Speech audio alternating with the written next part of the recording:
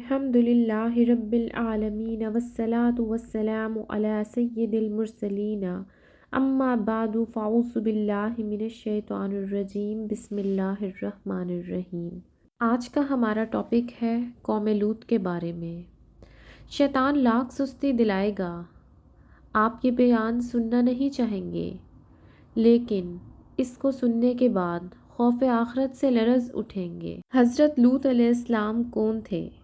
حضرت لوط علیہ السلام حضرت ابراہیم خلیل اللہ کے بھتیجے تھے۔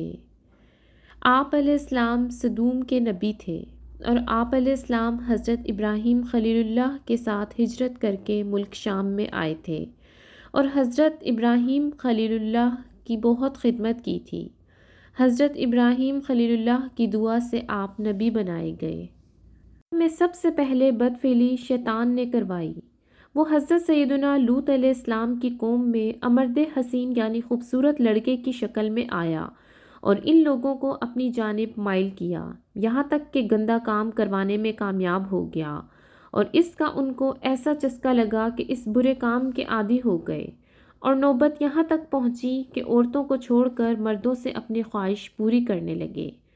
حضرت سیدنا لوط علیہ السلام نے ان لوگوں کو اس فعل بد سے منع کرتے ہوئے جو بیان فرمایا، اس کو پارہ نمبر 8 میں ان الفاظ میں ذکر کیا گیا ہے: کیا وہ بے حیائی کرتے ہو جو تم سے پہلے جہاں میں کسی نے نہ کی؟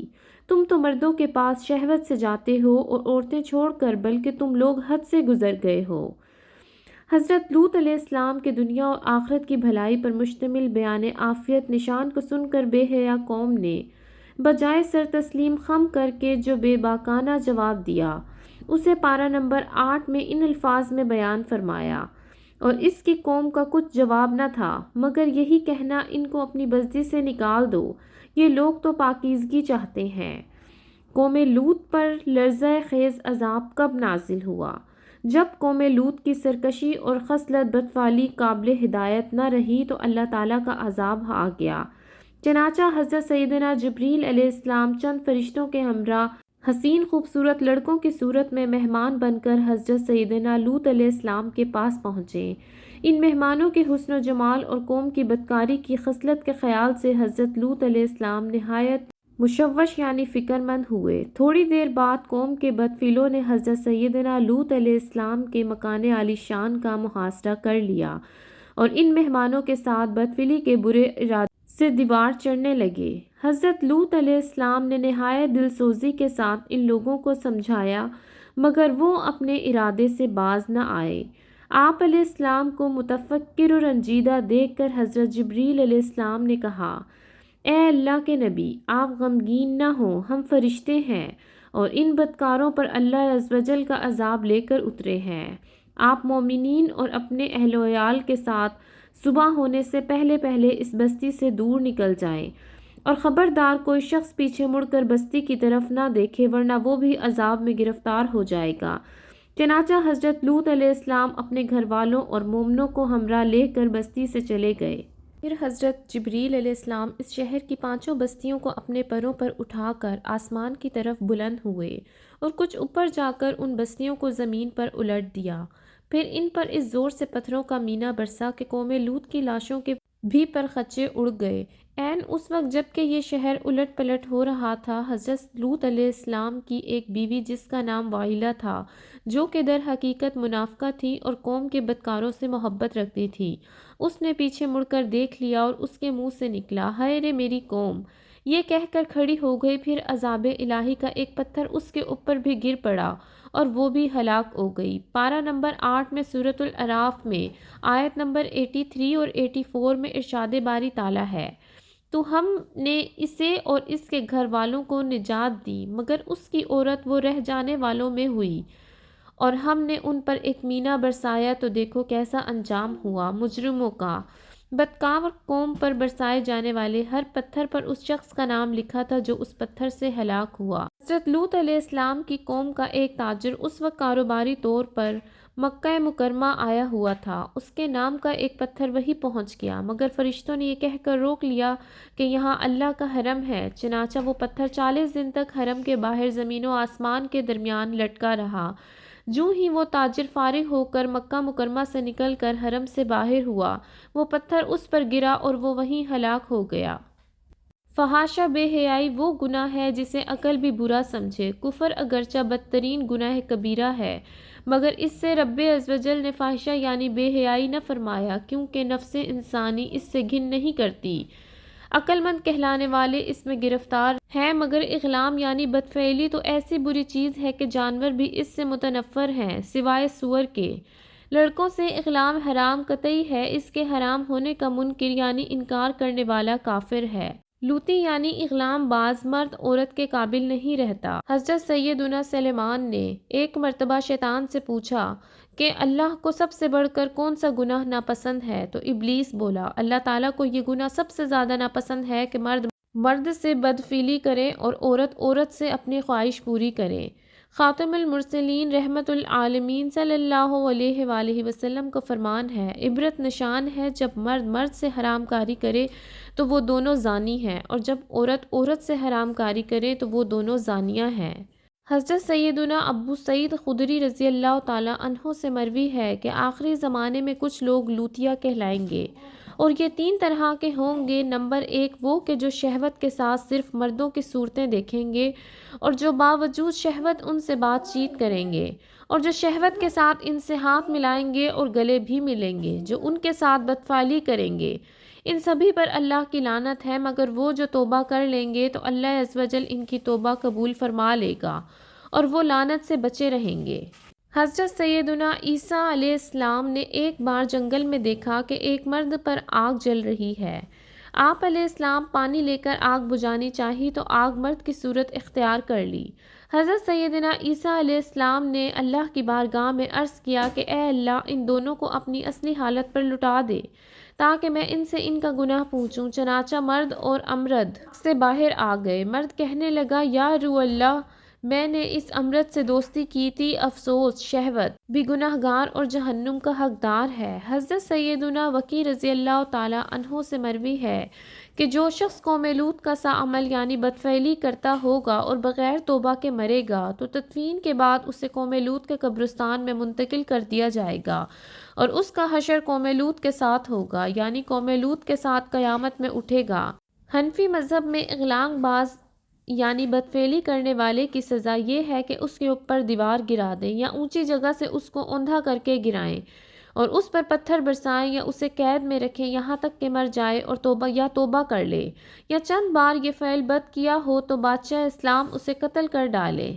عوام کے لیے اجازت نہیں کہ بیان کردہ سزائیں دیں، صرف حاکم اسلام دے گا۔ بہت سے لوگ ایسے ہیں کہ وہ کہتے ہیں کہ کاش بدفعلی جائز ہوتی، یہ کہنا بھی کفر ہے۔ اب جو لوگ سوال کرتے ہیں اس شخص کے لیے کیا حکم ہے جو جائز تو نہ کہے مگر یہ تمنا کرے کہ کاش بدفعلی جائز ہوتی؟ اس کا جواب یہ ہے کہ تمنا بھی کفر ہے۔ جو حرام کام کبھی حلال نہ ہوئے ان کے بارے میں حلال ہونے کی تمنا کرنا بھی کفر ہے، مثلا تمنا کرنا کہ کاش ظلم، زنا اور قتل ناحق حلال ہوتے۔ بدفعلی سے بچنے کے لیے نگاہوں کی حفاظت بھی ضروری ہے کہ یہ اس سے خوفناک گناہ کی پہلی سیڑھی ہے۔ بدنگاہی کی تباہکاری کی ایک جھلک ملاحظہ ہو، چنانچہ حافظ ابو عمر مدرسے میں قرآن پاک پڑھاتے تھے۔ ایک بار ایک خوبصورت لڑکا پڑھنے کے لیے آ گیا، اس کی طرف گندی لذت کے ساتھ دیکھتے ہی ان کو سارا قرآن شریف بھلا دیا گیا۔ خوب توبہ کی اور روتے ہوئے مشہور تابعی بزرگ حضرت سیدنا حسن بصری رحمت اللہ علیہ کی بارگاہ میں حاضر ہو کر عرض کیا اور طلب کرنے لگے، فرمایا اسی سال حج کی سعادت حاصل کرو اور منع شریف کے مسجد الخیف شریف میں جا کر وہاں پیش امام سے دعا کرواؤ۔ چنانچہ سابق حافظہ صاحب نے حج کیا اور مسجد الخیف شریف میں ظہر سے پہلے حاضر ہو گئے۔ ایک نورانی چہرے والے بوڑھے پیش امام صاحب لوگوں کے جھرمٹ کے اندر محراب میں تشریف فرما تھے۔ کچھ دیر کے بعد ایک صاحب تشریف لائے، بشمول امام صاحب نے کھڑے ہو کر ان کا استقبال کیا۔ نئے آنے والے صاحب بھی اس حلقے میں بیٹھ گئے۔ اذان ہوئی اور نماز ظہر کے بعد لوگ منتشر ہو گئے۔ پیش امام صاحب کو تنہا پا کر سابقہ حافظ صاحب آگے بڑھے اور سلام الدست بوسی کے بعد روتے ہوئے اپنا مدعا عرض کرنے لگے۔ التجا کی پیش امام صاحب کے دعا کرتے ہیں سارا قرآن مجید پھر حفظ ہو گیا۔ امام صاحب نے پوچھا تمہیں میرا پتہ کس نے بتایا؟ عرض کیا حضرت سیدنا حسن بصری رحمۃ اللہ علیہ نے۔ فرمانے لگے اچھا انہوں نے میرا پردہ فاش کیا ہے، اب میں بھی ان کا راز کھولتا ہوں، سنو۔ ظہر سے پہلے جن صاحب کی آمد پر اٹھ کر سب نے تعظیم کی تھی وہ حضرت سیدنا حسن بصری رحمۃ اللہ علیہ تھے۔ وہ اپنی کرامات سے بصرہ شریف سے یہاں مینا شریف کی مسجد الخیف میں تشریف لا کر روزانہ نماز ظہر ادا فرماتے تھے۔ اللہ عز و جل کی ان پر رحمت ہو اور ان کے صدقے ہماری بے حساب مغفرت ہو۔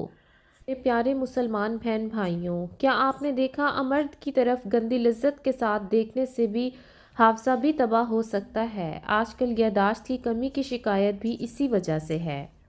حفاظ کی بھی ایک تعداد حافظے کی کمزوری کی آفت میں مبتلا ہے اور بہت سو کو تو قرآن پاک ہی بھلا دیا جاتا ہے۔ قرآن شریف یا فلاں آیت بھول گیا کہنے کی بجائے بھلا دیا گیا کہنا مناسب ہے۔ بدنگاہی اور ٹی وی وغیرہ پر فلمیں ڈرامے دیکھنا گناہ و حرام اور جہنم میں لے جانے والا کام ہے، اور اس سے حافظہ بھی کمزور ہو جاتا ہے۔ حافظہ کمزور ہونے کے اور بھی کئی اسباب ہیں، لہٰذا خبردار، کسی حافظ صاحب کی منزل کمزور ہونے کی صورت میں محض اپنی اٹکل اس ذہن میں بنا لینا کہ بدنگاہی کے سبب ایسا ہوا ہے، بدگمانی ہے، اور مسلمان پر بدگمانی حرام اور جہنم میں لے جانے والا کام ہے۔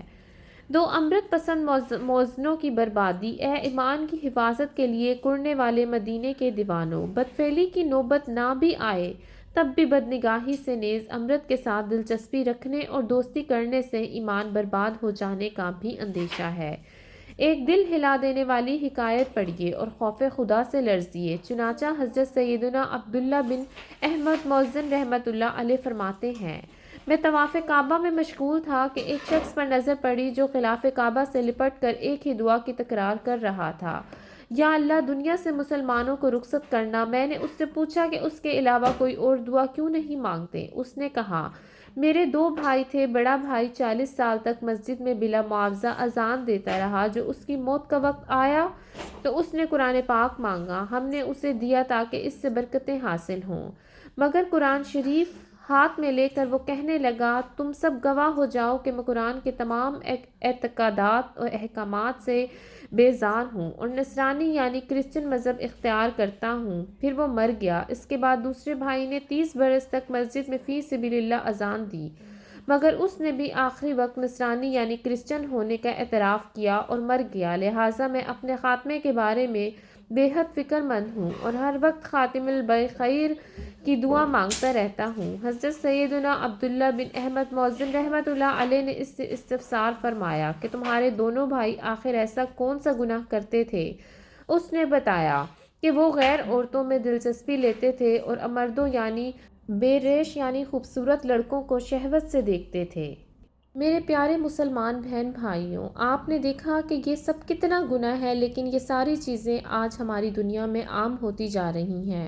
لڑکے لڑکوں کو پسند کرتے ہیں، لڑکیاں لڑکیوں کو پسند کرتی ہیں، یہ سب کچھ عام ہوتا جا رہا ہے۔ تو آئیں مل کر دعا کرتے ہیں کہ اللہ تعالیٰ اس ایسے گناہ کے ارتکاب سے ہمیں باز رکھے۔ آج ہمارے معاشرے میں اسے برا نہیں سمجھا جاتا، UK ہو یا امریکہ یا یورپ کا کوئی حصہ، یہاں تک کہ پاکستان میں اسے اب بہت عام سمجھا جا رہا ہے۔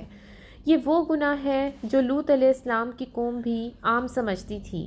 اللہ تعالیٰ نے ایک مرد اور عورت کو پیدا کیا اور ان کے جوڑے بنائے، نہ کہ مرد مرد کا جوڑا ہے اور نہ عورت عورت کا جوڑا ہے، بلکہ اللہ تعالیٰ نے مرد اور عورت کا جوڑا بنایا جو نسل بھی برقرار رکھتا ہے۔ اس طرح سے نسلیں ختم ہو جاتی ہیں اور انسان گناہ کے دلدل میں پھنس جاتا ہے اور نسلیں تو تباہ ہی ہو جاتی ہیں۔ تو آئیں مل کر دعا کرتے ہیں کہ اللہ تعالیٰ ہمیں ایسے معاشرے سے دور کرے اور ایسے گناہ سے دور کرے جنہیں لوگ گناہ نہیں سمجھتے، جس گناہ کو گناہ نہ سمجھا جائے، جبکہ قرآن پاک میں یہ صاف الفاظ موجود ہیں، قوم لوط پر کہ کیسا عذاب آیا، اس پہ پتھر کا مینہ برسایا گیا۔ تو لہٰذا ہم مغفرت کے طلبگار ہیں، اللہ تعالیٰ ہمیں ایسے گناہوں سے دور رکھے، آمین یا رب العالمین۔